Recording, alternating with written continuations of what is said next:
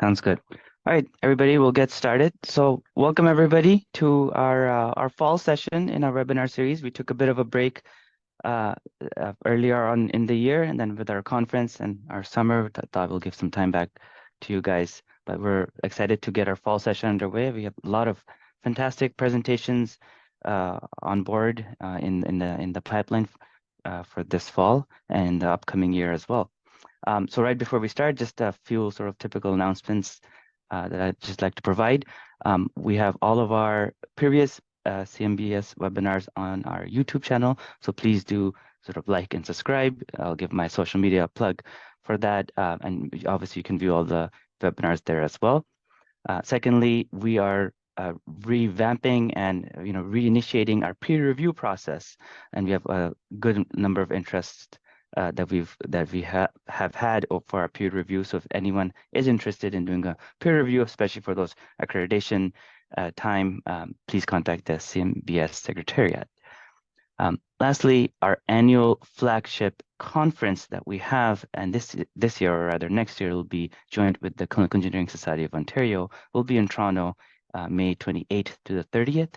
That's 2024. So please make sure to mark those dates. The organizing committee is planning a fantastic conference, so you do not want to miss that. So for our topic today, this is a special webinar series where we wanted to explore redevelopment projects across Canada. And this project really stemmed from our conference in Vancouver this year. So for those who weren't able to make it in our conference, we have a sort of a cross-country checkup where health technology leaders across Canada provide an update on their provinces and territories' biomedical initiatives. And there was one common theme I found this year was that there was substantial talk about redevelopment. And as this impacts all of Canada, and redevelopment really can be a great time to reinforce the importance of what a healthcare a technology function can be within a hospital setting. CMBS decided to partner up with some of these leaders and provide you guys a four-part series that talks about the different aspects of redevelopment. And today we will commence with part one, where we'll talk about the role of a clinical engineer. So I'll hand it over to Michael to explain a little bit more. Thanks, Adil. Yeah, we're really quite excited to have this series of talks because when you look across Canada, there's probably about a half dozen multi-billion-dollar redevelopment projects, which is pretty exciting. And if you look back and you think, okay, in the 70s and 80s, some of us remember that, some of us weren't born yet. We won't go who has the highest number of platinum highlights on the panel, but there you go. It's a really, really exciting time, and that's the point. And so it's really interesting to have folks present in this series. I myself actually participate a fair bit in redevelopment. It's one of my big things that I have tucked under my hat. And so we have we're very pleased to host Parisa and Payal today. We'll talk about that. And it's really, they're going to touch on some things. And you as a clinical engineer who may be called to participate in these redevelopment things, there's a very different way that there's a very different rhythm and different timing, etc.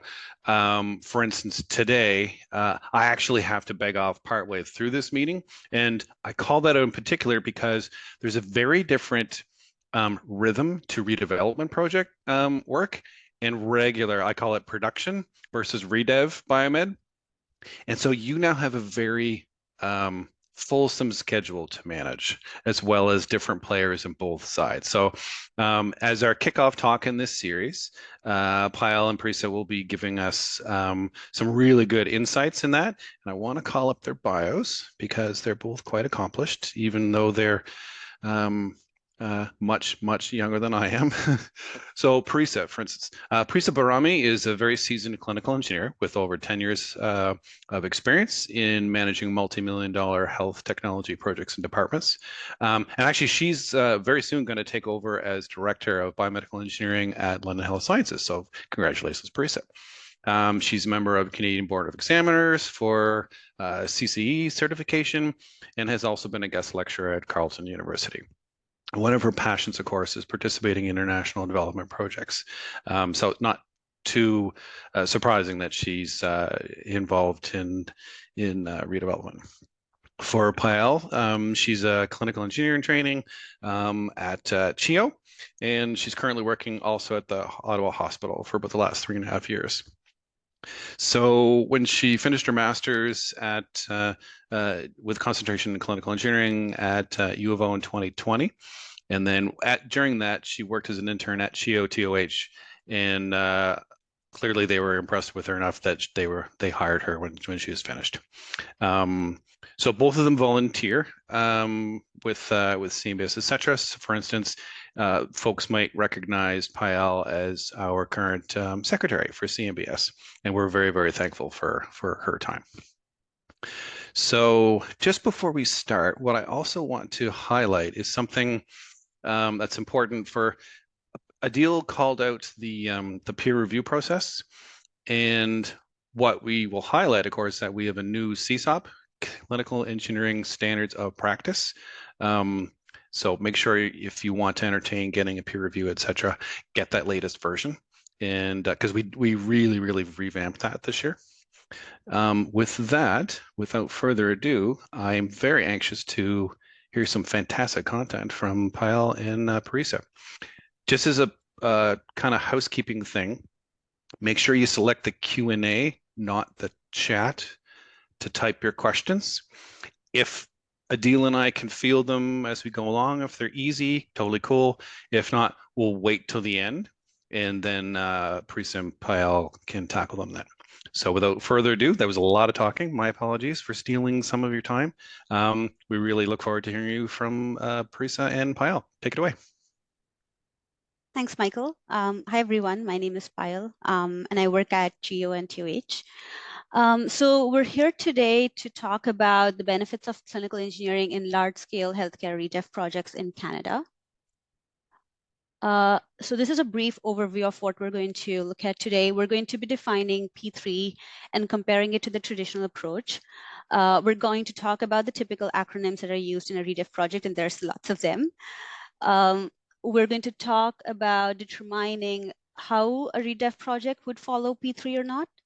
We're going to talk about the different players and types in a P3 project, the different stages that a typical P3 project has, as well as the equipment-related activities in every stage. We're also going to be looking at categories of equipment on the furniture, fixture, and equipment list. And then we're going to look at the roles of the clinical engineering, the value adds that the clinical engineering team brings, as well as the long-term outcomes of their involvement in a project. Lastly, we're going to talk about the required skills that an individual may have or should have to work in such a project, as well as mention the survey that Parisa and I are doing, as well as some upcoming webinars. So with that, we'll dive right into what a P3 project is. So P3 basically stands for public-private partnership. So this is a kind of partnership that is used to deliver large and complex public infrastructure projects, where you're going to leverage the expertise of the private sector to expand and modernize the aging infrastructure in the public domain. Here, primarily, the project owners and the Ministry of Health are going to define what the scope and the purpose of the project is, while the design, construction, financing, and sometimes even operations, maintenance is going to be managed by the private sector. In contrast to the traditional model, the private party is going to play a big role here in financing, maintaining, and operating the build. Why we talk about P3 projects, or why we look at P3 model for projects, there's a couple pieces there. First is financing, and then risk transfer and life cycle cost considerations. So for situations where even after extensive planning and due diligence, there are significant risks that may be identified for a project to be managed in the advance of a project that is beginning. So in cases like these, your project is going to require public and private partners to share such risks. It also provides an opportunity for projects to be delivered more efficiently and more cost effectively than traditional procurement. And just to everyone's information that there are controversies around P3 models, so always keep that in mind, that we're always going to try and analyze if it truly delivers, and it may change to perhaps better models of delivery for upcoming infrastructure projects. So here, just want to quickly bring some information about P3 versus traditional approach. I think the primary thing to remember here is that no two projects are going to be identical, whether it's a traditional or a P3 approach. In the traditional or P3 setting, procurement of the infrastructure projects is going to be managed directly on an end-to-end basis by the public sector. But whether it's traditional or P3, defining the requirements, the service needs, the priorities is always going to be the task of the public sector. In terms of delivering those requirements, those can be contracted out between the design, the finance, the build, the operate, and the maintain to separate contracting individuals who will be responsible for that part of the project. These are some of the acronyms that you will typically encounter in a P3 project. So always remember that there are going to be a lot of acronyms. And it's great to have acronyms because it avoids repetition of terms, but at the same time, it's going to be difficult to interpret if you don't know what the acronym means. So some of the very common acronyms you will come across. First one, FF&E, stands for Furniture, Fixture, and Equipment. So this is the Furniture, Fixture, and Equipment planning team within the project. Next is PSOS, which is project-specific output specifications. So this is the part of the contract that's going to define the performance requirements as well as the level of performance for the services. DevCo, development partner. So this is going to be the entity that is a successful bidder who is going to be designing the project. So this is going to be a collaborative approach. And then Project Co, or the project company, is going to be the entity who is a successful bidder who's going to be delivering the project pursuant to the agreement. PDC is Planning, Design, and Compliance Consultant. So if in a project the design is a responsibility of the builder, the owner is going to engage a team of professionals that are going to advise and represent the interest of the owner or the public entity in the project. So with that, handing it over to Parisa. Thank you, Payal. So I think maybe you ask yourself what factors play a role in determining if a project is going to be a P3 project versus a regular development or redevelopment project. And typically, the first thing that the team at the hospital, along with the Ministry of Health, looked at is the dollar value of the project. So if the dollar value of the construction cost of the project is over $100 million, for example, in the province of Ontario, that's the first signal to examine the project a little bit further and see if it qualifies to pick P3 as a mode of delivery. And what basically the team at the hospital, and like they hire consultants, there are entities within the government that help with that process also, for the public owner, for the hospital in this instance, to determine if P3 is a good model, is the value for money analysis. And when they perform this analysis, they will take into account many factors in terms of cost, risk, other things, and procurement cost, everything. And then based on that, they will determine if P3 is the mode of delivery for that project. And if P3 is determined to be the mode of delivery, then there are various types that can be picked, and we'll go through them in the future slides. Next slide, please. There are many players also in a P3 project. So first of all, you have Ministry of Health. Then there are in many jurisdictions in Canada, for example, in Ontario, in BC, and in Quebec, there are government agencies that help within the process. It could be either from the project management perspective or from other aspects of the project in terms of, like when they are determining the mode of delivery, for example, we talked about that, they help with that. And throughout the project, that is being reassessed to ensure that P3 is again and again a good choice as a mode of delivery. And those government agencies, for example, in Ontario is called Infrastructure Ontario, you have Partnership BC, you have Infrastructure Quebec.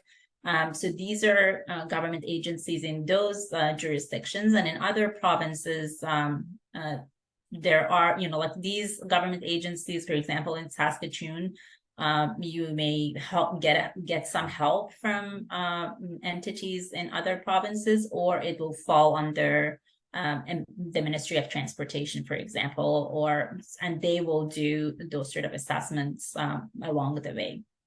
And then you have consultants, and there are various kinds of consultants that help along the way. You have space planners, you have structural, electrical, mechanical engineers, procurement consultants, all of them, you can see them on the slide.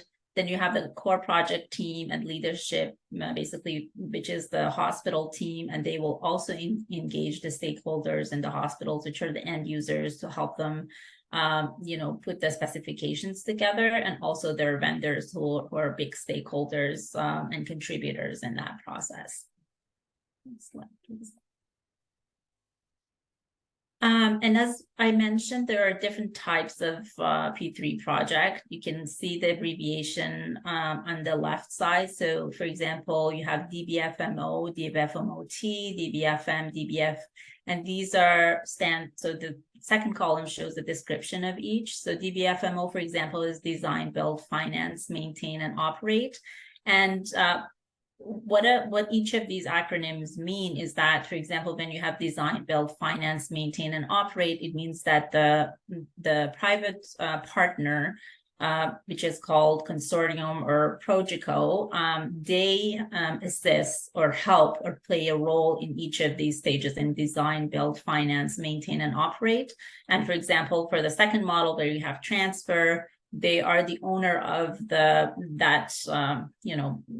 owner of the physical asset. So if it's a building, if it's a road, whatever that is, they're the owners. And at the end of the project, which is typically defined as 25 to 35 years, they will hand over that asset to the public owner.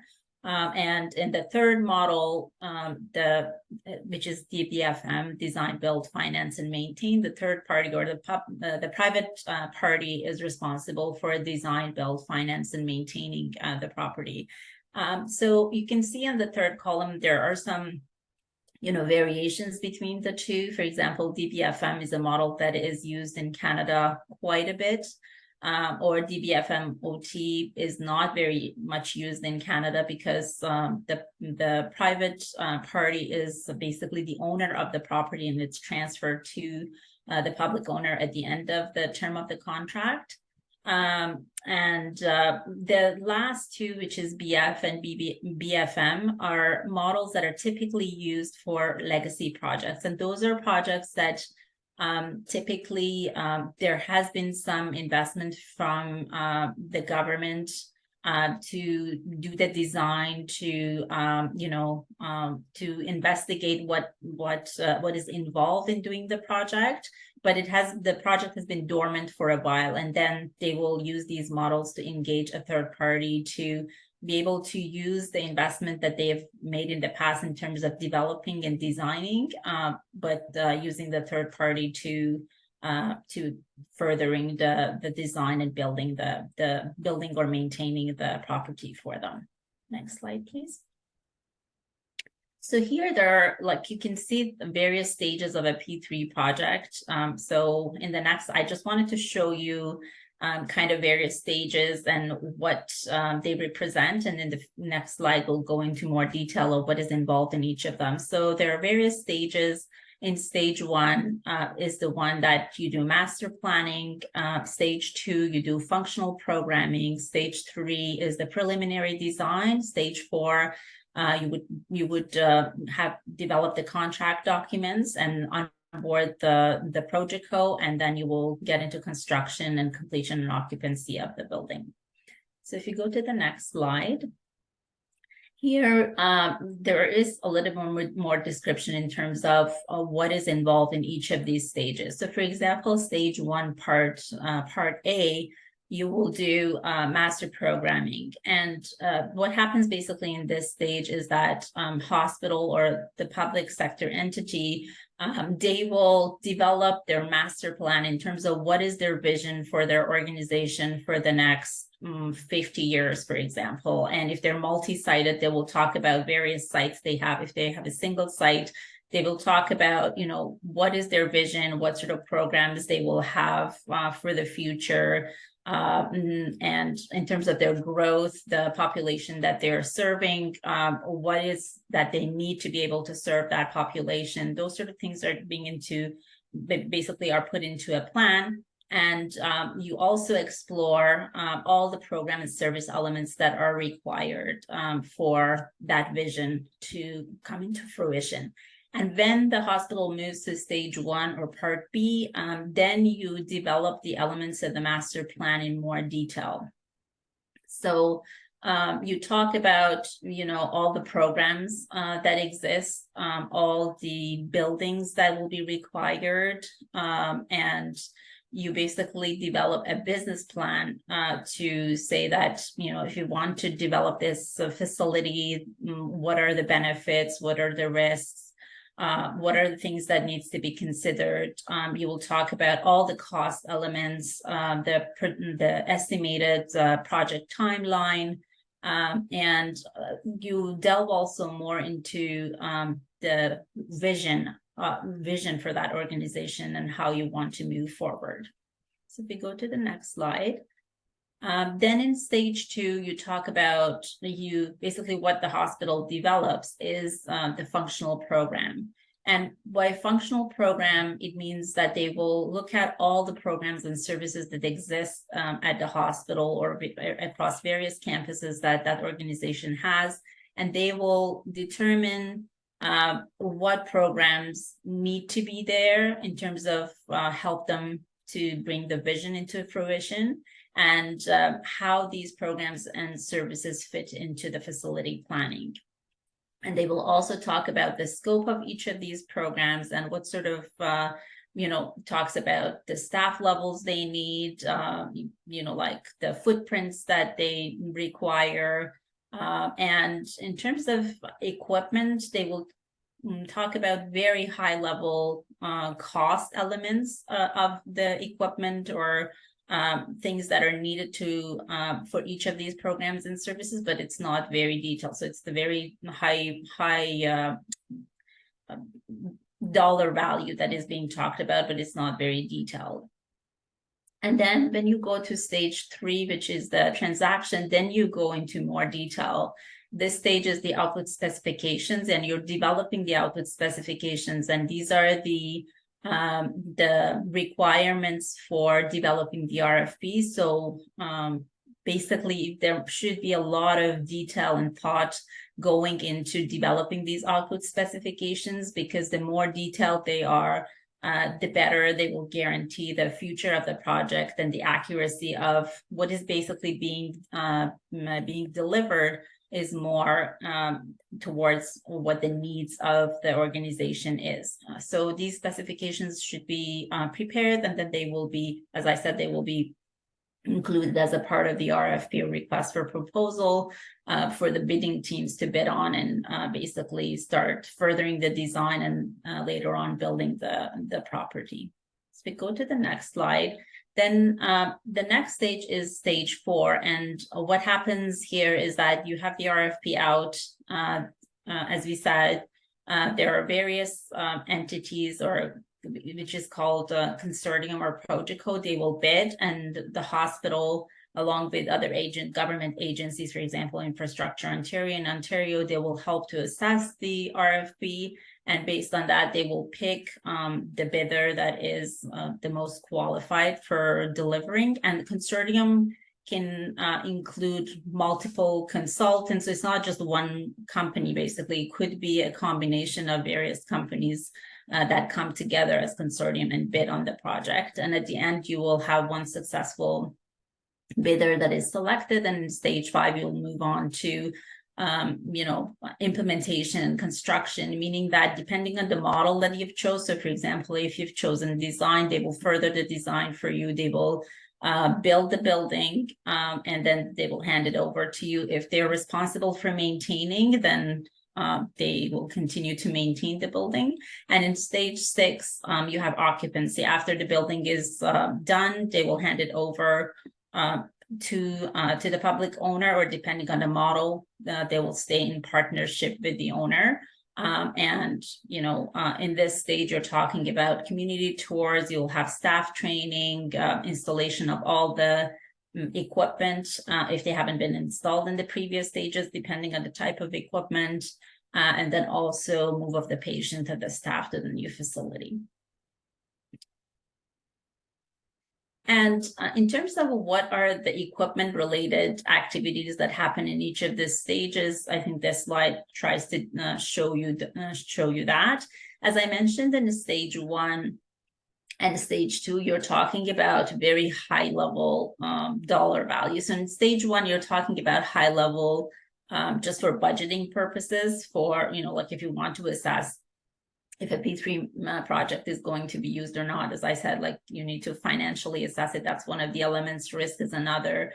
So those need to be considered here, but we don't need to go into much detail in terms of the programs, what each of the program need in terms of equipment. But then you move on to stage 2 and you start talking about functional programs, and each of those programs and services required. Then you need to talk about what are the equipments that each of these departments need. And when you move to stage 3, then you over and over refine your equipment plan, your FF&E plan. And then in stage 4, it becomes the part, those FF&E documents that you have developed, it will become a part of your RFP documents. And in stage 5, obviously, you procure your equipment. Some of them, depending on the type of equipment, some of them are partially implemented. And in stage 6, then you will move into full implementation of the equipment, training of the staff, doing all the inspection that you need to do and making sure that they are proper for use. So that basically concludes what happens in each of the stages in terms of equipment. And it's important to note that there are various categories of equipment on the FF&E list. So, and for example, I know that in the province of Ontario, we have the capital cost share guidelines from the Ministry of Health that defines what each of these categories are. But again, there's always a gray zone and there's always room for debate. And that's something that happens a lot. Then you go to meetings to talk about what falls in which category. So if you look at assets in general, they will we can branch them into 2. One is base building and the other one is non-base building or loose equipment, which we call them loosely as FF&E items. Base building is covered fully by the Ministry of Health in terms of budgeting, in terms of covering the cost of it. But FF&E or the non-base building items can be divided into 2. So you have minor non-depreciable equipment, which there's typically a dollar threshold for defining that. For example, if it's $5,000, all the equipment that costs below $5,000 fall into the M&D category, and then you have the non-M&D category. So if equipment fall into the M&D category, the cost of the equipment is covered up to 2% of the construction cost by the Ministry of Health, and whatever is left over needs to be covered by the hospital or by the public sector, by the public sector, meaning the hospital itself, the owner. The non-M&D equipment then can be divided into 2 again.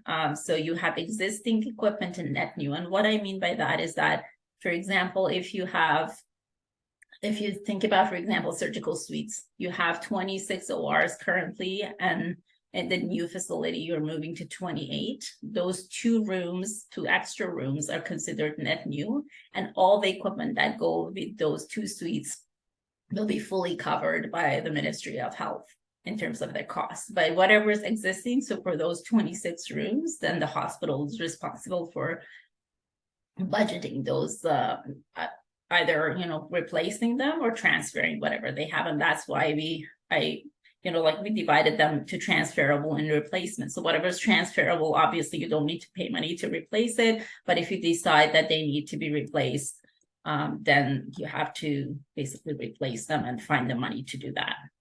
And replacement, again, falls into two categories. You have in-contract and non-in-contract equipment. In-contract equipment, by the name of it, it's obvious that are the equipment that you expect Progeco or the consortium to pay for them as a part of, so when they are basically, they are looking at the RFP and they are pricing the RFP, they will take into account that these are the categories of equipment that we are responsible for paying for them, and the non-in-contract equipment become equipment that a hospital will be responsible for finding the money to basically purchase them and replace them. Go to the next slide. So again, in this slide, I think I just wanted to show that in terms of funding, there are various financial coding that goes with the FF&E on your FF&E list. I think in the previous slide, we talked about most of them and how they are funded. So I think one category, if you can go, sorry, to the previous slide, one category we didn't talk about was IT or ICAT equipment. And they are, from the perspective of Ministry of Health, fall into a separate category. And typically they're coded separately on the FF&E list. And I think we talked about all the other ones, so we can be good to go to the next slide.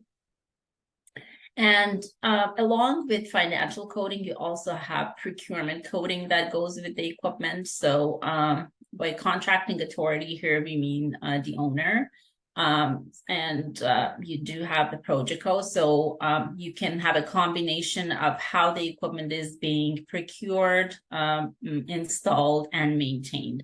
So it could be either contracting authority procured, contracting authority installed and maintained, or to up to the last category, which is Progeco procure, Progeco install, and Progeco maintain. So mainly your in-contract equipment fall in the last category, but all the non-in-contract equipment can have a variation in terms of how they're being procured and installed.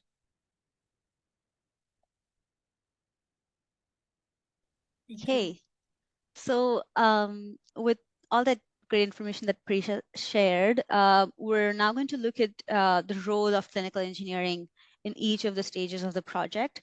So first is furniture, fixture, and equipment planning. So here we would be managing all aspects of equipment planning, like determining the equipment based on the clinical use, refining the list with the end users, sometimes performing market surveys, and so on. Contract review, so managing different consultant contracts and ensuring that the requirements are being met on time is also an integral part. Transfer strategy, again, this is dependent on if a hospital is a new build or not. But if it is a build where you're transferring from an existing facility to a new facility, then there needs to be a review of strategies for existing equipment and what is going to be transferred to the new facility. Room template meetings. So here you look at the workflow, the patient flow, you look at infection prevention and control requirements, deciding placement of equipment in the room, including safety. And this is going to be revisited in different stages of the project with different level of information that's going to be provided. Mock-ups, these could be physical mock-ups of a space. They could be 2D and 3D visualizations of room layouts as well.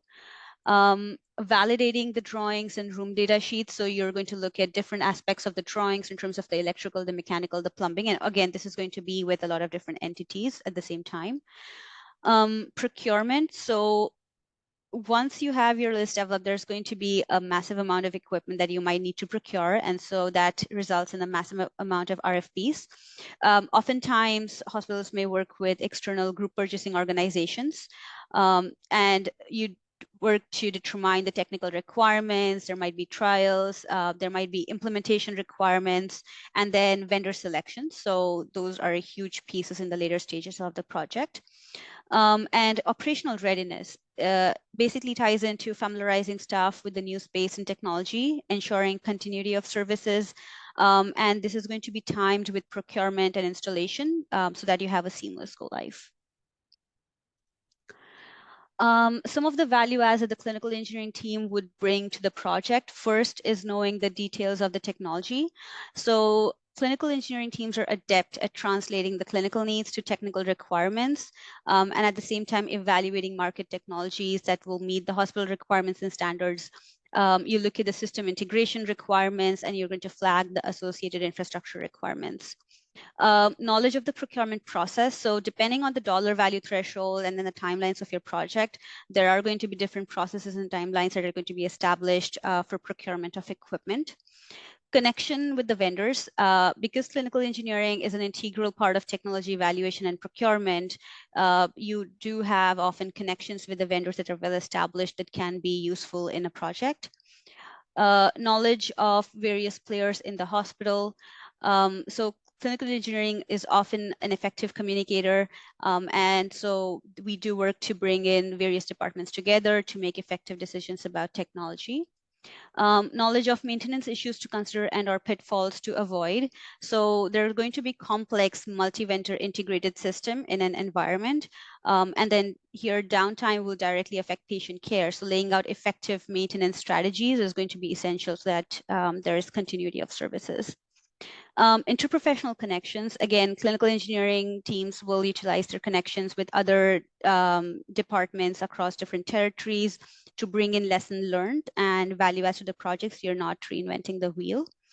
And lastly, because equipment is such high dollar value part of a project, you do need a critical eye for detail from a clinical engineering perspective to reduce change orders in the future. You're going to bring back effective strategies and technological skill sets in the team.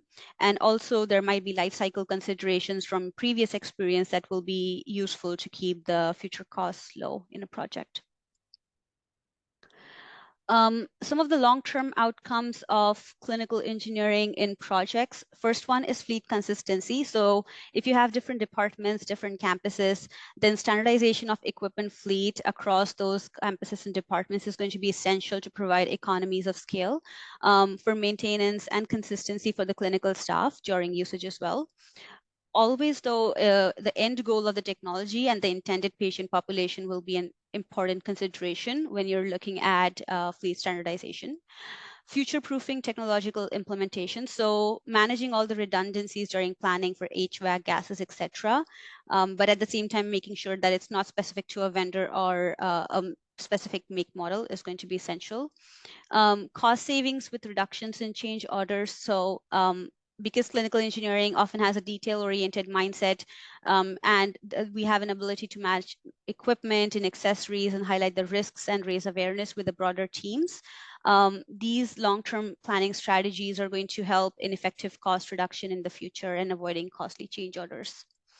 Increasing patient and staff safety. So here we accommodate workflow requirements in new spaces.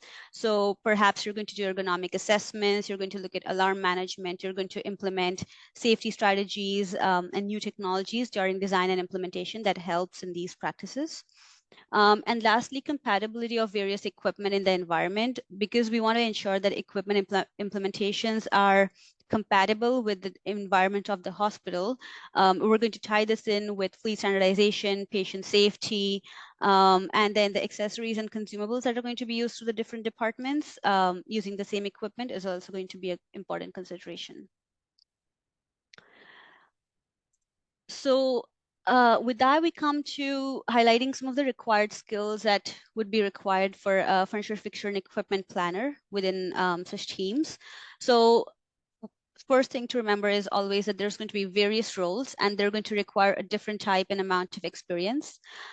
Individuals are going to enter at different stages of the profession, as well as they might enter a project at different stages. And they're always expected to grow into the roles as you develop history. Always, FF&E planners are expected to have good knowledge of the equipment. You're expected to know the different areas of the hospital, managing those interprofessional connections, as well as always having a keen eye for detail. So with that, we come to an end in terms of the informational part of the webinar today. Wanted to put a few plugs in. First one, that we are doing a survey. So Parisa and I are putting a paper together for ICSTMC. It's a big acronym that stands for the International Clinical Engineering and Healthcare Technology Management Congress. It's happening this year in India in November. And a part of our paper is doing a survey where we're reaching out to different individuals involved in redevelopment projects across the country. So you might see on your screen the link to the survey as well as a QR code that you could scan. Also, if anyone is interested in participating or you have any comments, questions, suggestions, please feel free to reach out to Parisa and me at our email addresses that are indicated on the screen. Next piece, if you like this webinar or have any comments in general, please feel free to reach out to Parisa and me. We always welcome your comments and your feedback. There will be a recording of this webinar, as Adil mentioned, on the YouTube channel for CMBS, so please be on the lookout for that in case anyone's missed the webinar today. And then CMBS does have 3 upcoming webinars on this same topic with very accomplished speakers, so please be on the lookout for them. So with that, sharing our references, and thank you. If there's any questions. Cool. Parisa and Payal, thank you so much. That was very, very interesting, very enlightening. I certainly learned a lot. Very interesting, your experiences that you've given. So thank you for that. So we'll move over to our questions portion. So again, if anyone has any questions, please do utilize the chat feature. We're not going to be answering anybody live just due to the logistics of managing the many folks. So there are a couple of sort of 2 questions we have on the chat right now. So one of them from the Aldara Hospital is which phase of the project is a CE involved in? Is it all 6 phases?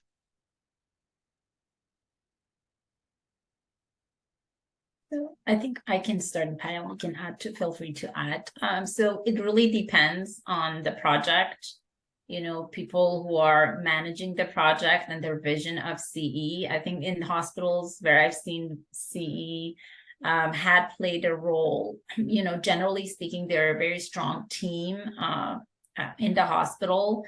They recognize their value and they engage them more early on than later on.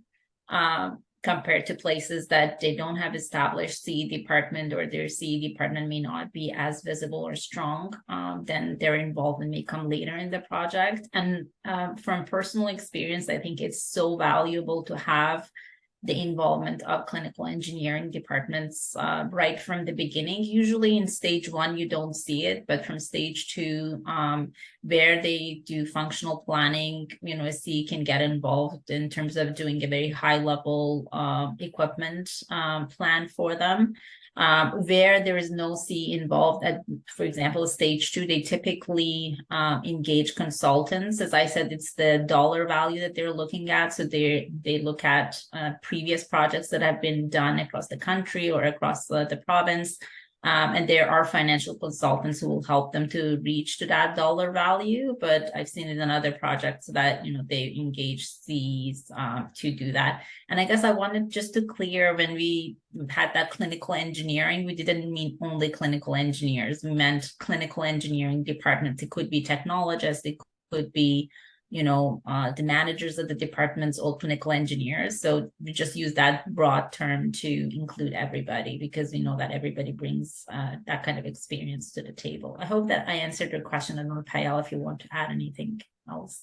Probably just one piece, that always these projects do start out small, but at the same time, as the project advances, there are going to be multiple individuals that might be pulled from one team to another, and that the team itself will grow throughout the stages of the project. Awesome. Thank you. Our next question is from Kelsey.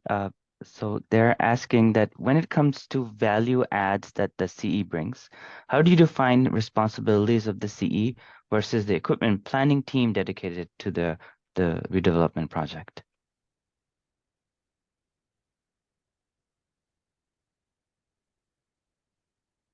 Sorry, I don't know if I understood the question in terms of defining the responsibilities between the CE and FF&E planners and the team? Is that what they're asking?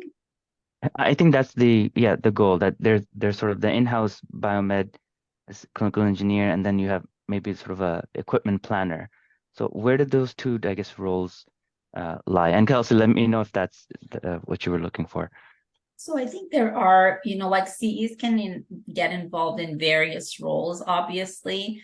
If you could be, a CE from the hospital's CE department, clinical engineering department, but then pulled into the core project team and become a part of that team. So at that point, you become basically an in-house FF&E planner, but in later stages of the project, especially stage 3 and further on, typically, especially in larger projects, the hospital will also involve FF&E consultants. So you work with them. But at the same time, if you are pulled into, as a CE, you're pulled into the project and be a part of the core project team, you always go back to your home department, to the CE department, and ask, various questions. It could be either in terms of determining the transfer list, it could be in terms of various technologies that exist at the hospital, the needs for the future, feedback from clinical users that typically the frontline staff have. So you gather those information and bring it to the project team. So I don't know, that would be my answer to the question. Payal, feel free to add more to see it from other perspectives. I think one of the other pieces to consider is there's always useful to have a bridge between the in-house team and then the planning team, because oftentimes, even when you're running the existing hospital and you're looking at the new technologies for a new hospital, there has to be some sort of bridge for that seamless integration. So you might have people who are working on one team also sitting in on some of the discussions with other teams. So it's sometimes also a cross-coordinated effort. And I find Awesome. that's also very crucial, that talk back and forth between the person who is on the core team and the frontline staff who do the day-to-day stuff, because they are the ones who know the details of what is needed, all the details that become so crucial later on in the project. And if they're missed, then you're looking at costly change orders down the road. So that back and forth is very important, I believe. Our next question comes from, I apologize, I'm going to butcher your name, AK Revoy. How do you determine and advocate for operational funds to increase the number of CE staff, biomass engineers, when these expansions take place?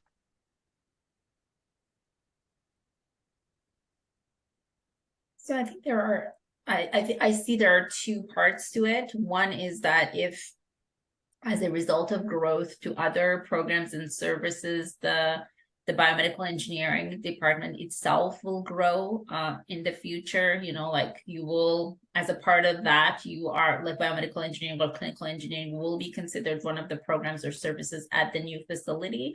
So they will look at your functional program and they will say, because you're going through this growth, your staff increase from 10 to 12, and you'll get these 2 extra staff to support the services that are needed at the new facility. I think that's one front, but the other one is the work that needs to happen when you are doing, the installation, for example, when you are doing all the reviews that need to happen, then you are, doing the incoming inspection for all the equipment that comes. So I think those are activities that are not long-term, but will happen in short-term.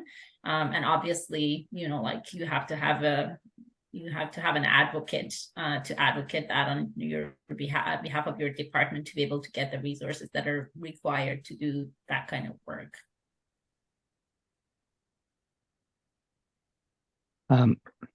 Aldara Hospital, they're just quickly asking, CE represents contractors or the owner side during a project? I can probably take that one. So when we talk about clinical engineering, it's usually going to be the existing team within the hospital. So it's going to be the owner team. And at the same time, you're going to have consultants who are specifically working towards equipment planning, and they will be the external organizations. So you will have those two entities primarily. Thank you. Next question is by an anonymous attendee. What is your experience with lab equipment, non-medical equipment, and furniture portion of the FFE that your group has been involved with in planning and managing? So I don't know, Payal, if you want to take that, or I can answer Sure, also. I can take a stab at it and then feel free to add. Usually lab equipment is defined by your existing process. So for example, your existing hospital, who is paying for the lab equipment, who is purchasing and maintaining the lab equipment. So usually that history is always taken into consideration when you're looking at a new build. And oftentimes you're going to look at the history and look at some of the benefits and the pitfalls of that and say, okay, is that going to be an effective strategy for the new build, or do we need to look at a different way of implementing that? When you talk about furniture, again, there's going to be another team that in your hospital that is existingly managing furniture, and you're always going to be working with them in terms of who manages that in the future. Oftentimes, the description that Parisa gave within the M&D, the non-M&D, the in contract, not in contract, that's where you're going to define furniture and how it's going to be purchased and maintained. What was the other category, Adil? Sorry, it was lab Furniture, and I think there was another one. Non-medical equipment. Non-medical equipment. So Non-medical, again, same for the non-medical. You're going to probably look to your facilities teams, and if there's other teams in your hospitals who manage that, it's always going to be a conversation of how is it done right now, how should it be done in the future, and then when you look at breaking out the equipment between the M&D, the non-M&D, the in contract, the not in contract, that's where you're going to correlate define all of those categories. And I guess if I can add one thing, if you are considering, you know, becoming an in-house FF&E planner as your career path, it provides an opportunity to learn about those areas. I mean, you named it, like lab, MDRD, food and nutrition. You know, those are food and nutrition is not something that we touch, but again, it gives you an opportunity to learn about operations of these departments, their equipment. So it's a very good learning opportunity. It may be steep at times, but it could be exciting if you're into it. I wouldn't mind adding to that if I could. If you're younger in your career or even later and you're looking where to expand, in order to be really, really good, and hey, I definitely want Parisa at my committee meeting, or I really need Payal because she's excellent at such and such. Think outside of just equipment, because, for instance, myself, I do a fair bit with the rooms and process design as well as the equipment speccing and selecting. So if you can pick out things to get a really good level of expertise in, say, med gas, in electrical, as in all of its flavors, not just electrical safety, as in electromagnetic compatibility or interference exams or that kind of thing, you bring a different tool set. And so you really encourage the interdigitation with the designing and the implementation teams. And as well, for instance, the next talk is going to be by equipment consultants. Then you get to engage with those people in a very different way. In my opinion, that makes it really, really exciting. Yeah, it's a good point. I think you got to look at it sort of wholeheartedly. So I think that's a fair point. Frank is asking, how is the role of the CE impacted if the project is an MES? And I would probably just ask if you can define what an MES is prior to answering the question. Well, I guess it's the master equipment service. Am I saying it right? Managed equipment services? Yes, managed equipment services. So typically, I mean, in big projects, typically it's being evaluated as an option. And what it means is that, you know, instead of having an in-house biomedical engineering department managing the entire or a portion of the equipment at the new facility, you will hire a third party, like GE, Siemens, like whatever the entity may be, to manage either all or a portion of your medical equipment.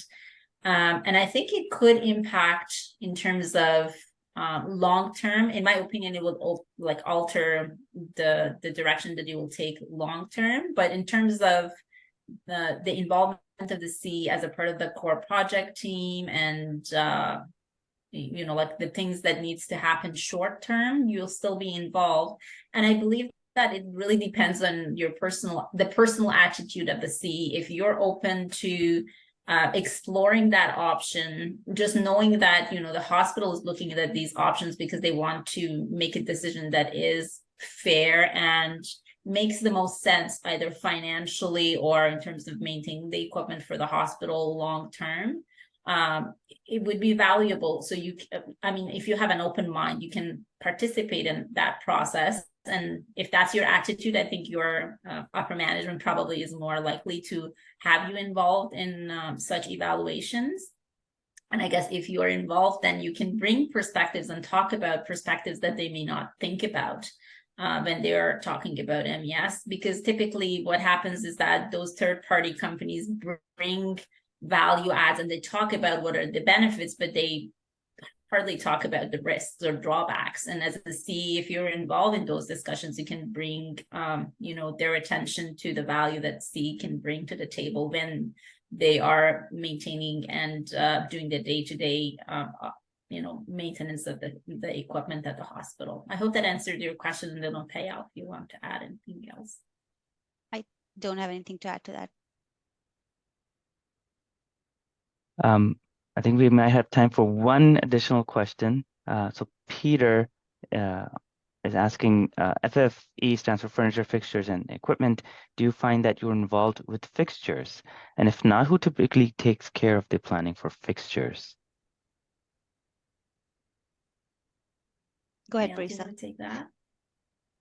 Okay, sure. So fixtures, I think, is also a part of the FF&E list, so it's considered as a part of the list. But typically, fixtures are in contract pieces of equipment, and later on they will be basically purchased and installed and maybe managed if the model, depending on the model that P3 model that you're going with, managed by Projectco. So I guess that would be my answer. I don't know, Payal, if there was anything else. I think that's it. The model that you decide for your project will a lot of times determine how you're going to be maintaining your fixture assets.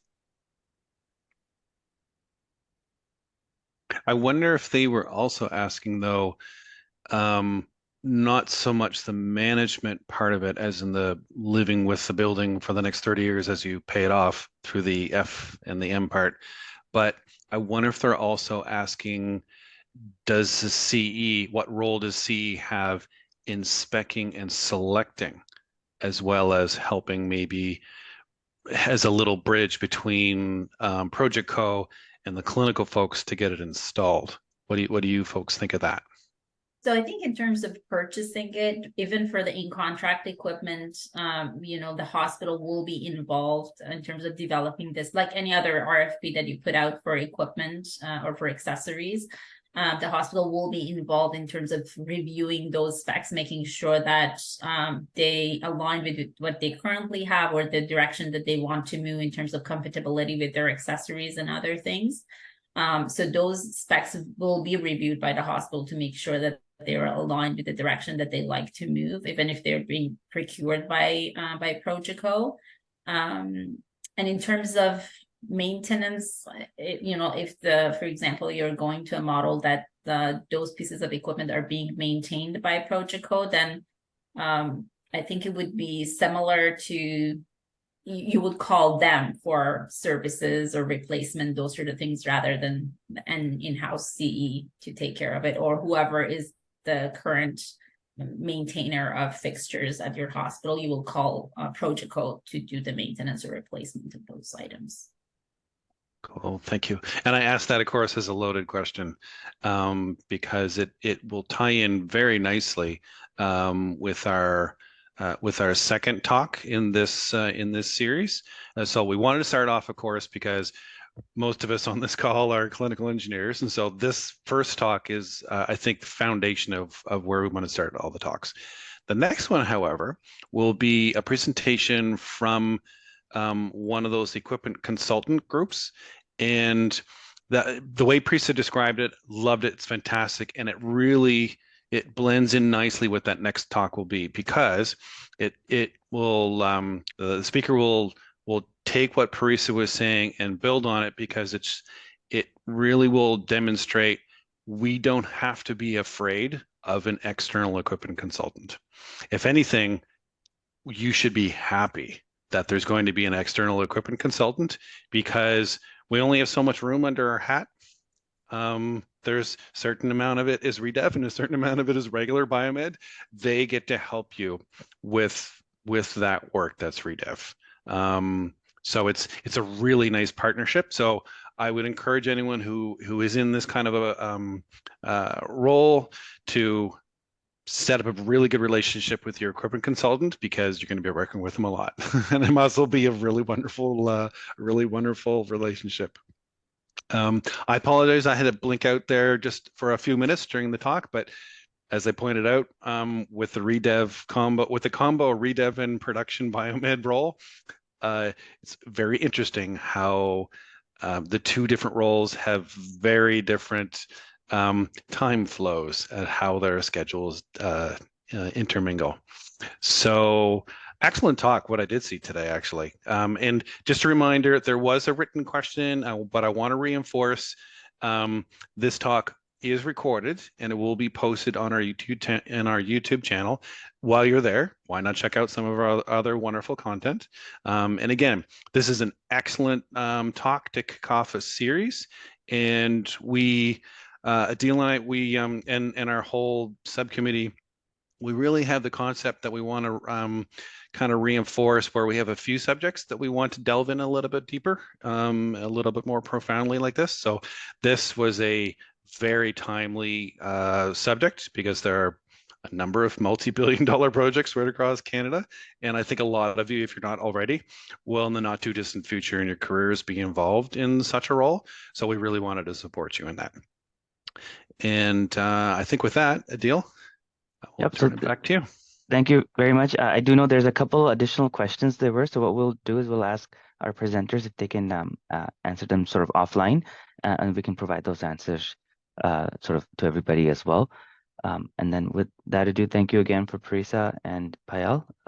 Very informal, very exciting and invigorating talk. And we hope to see you guys again. Till then, we'll see you guys soon. Thank you, everybody. Thank you. And bye-bye. Bye. Thanks, Payal. Thanks, Parisa.